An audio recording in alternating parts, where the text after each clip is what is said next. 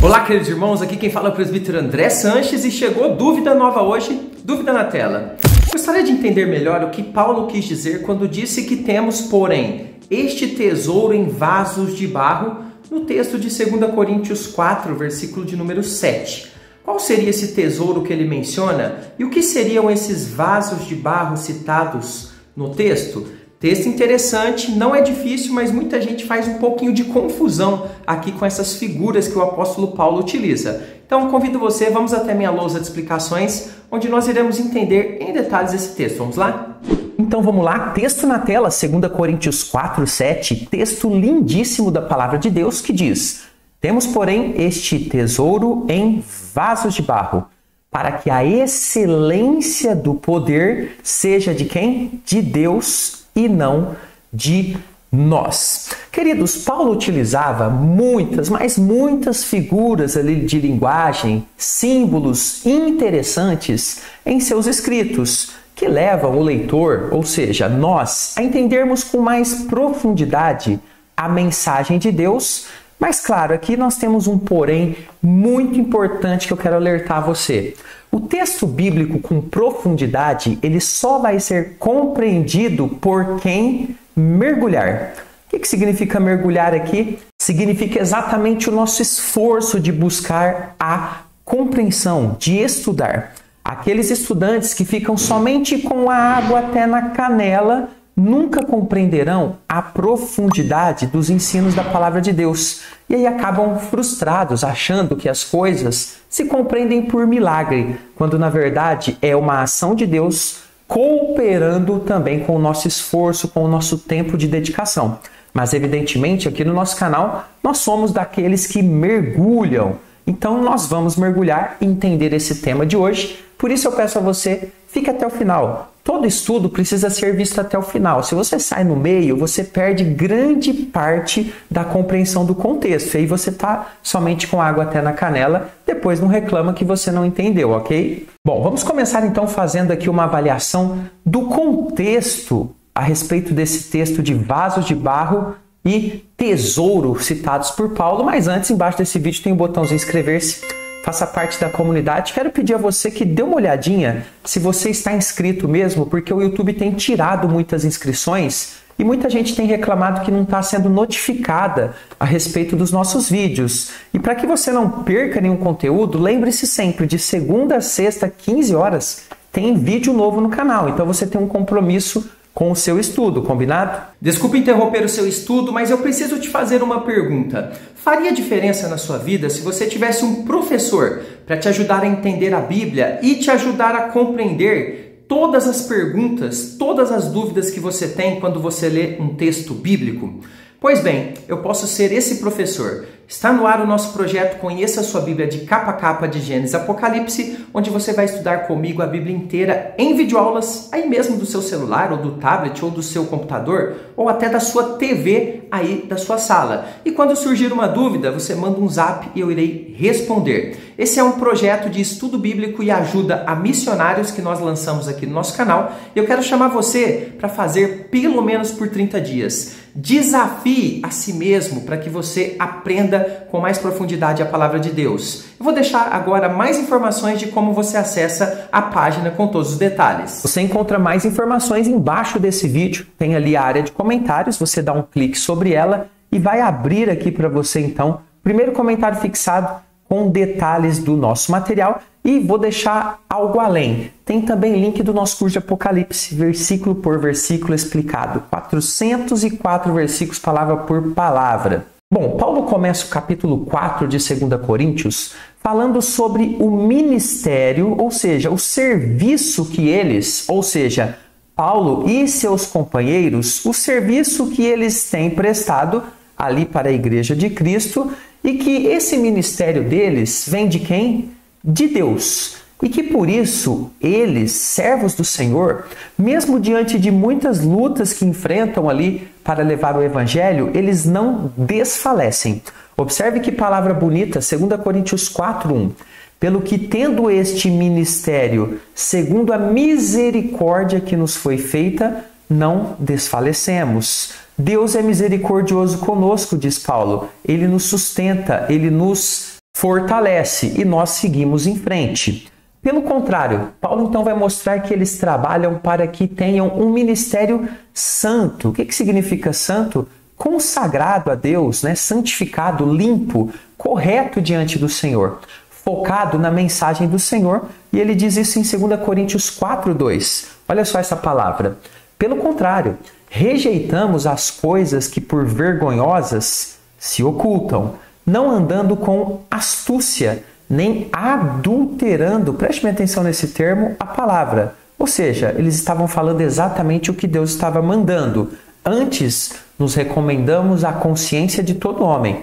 Ou seja, eles aceitavam ser questionados na presença de Deus, mas pela manifestação da verdade.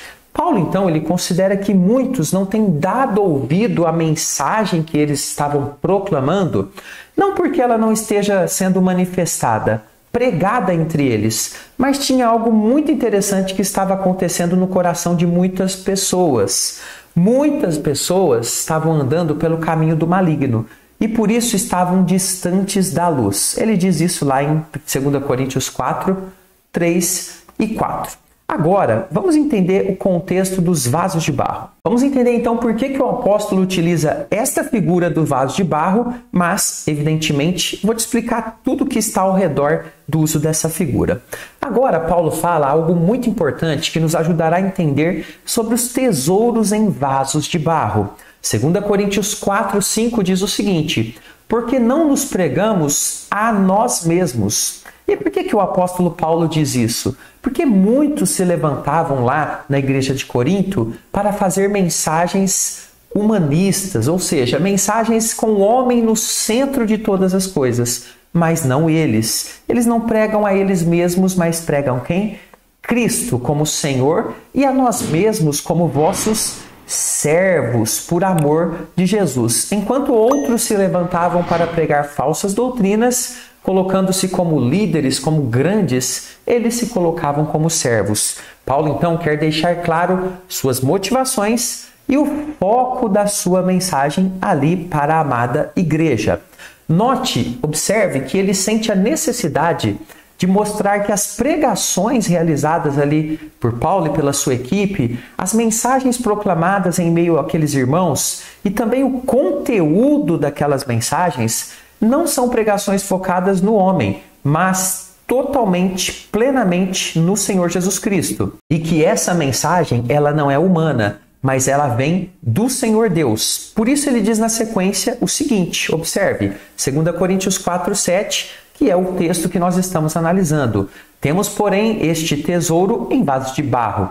Para quê? Observe bem essa expressão para quê. Ela indica o objetivo de alguma coisa, para que o objetivo se cumpra. Qual que é ele? A excelência do poder seja de quem? De Deus e não de nós. Isso aqui já vai nos ajudar a entender o objetivo de Paulo utilizar a figura do tesouro e do vaso de barro. Agora nós conseguiremos então entender melhor o que Paulo quer nos mostrar. Fique bem atento, olha que interessante. Primeiro, quando Paulo fala sobre este tesouro, ele está se referindo ao Evangelho.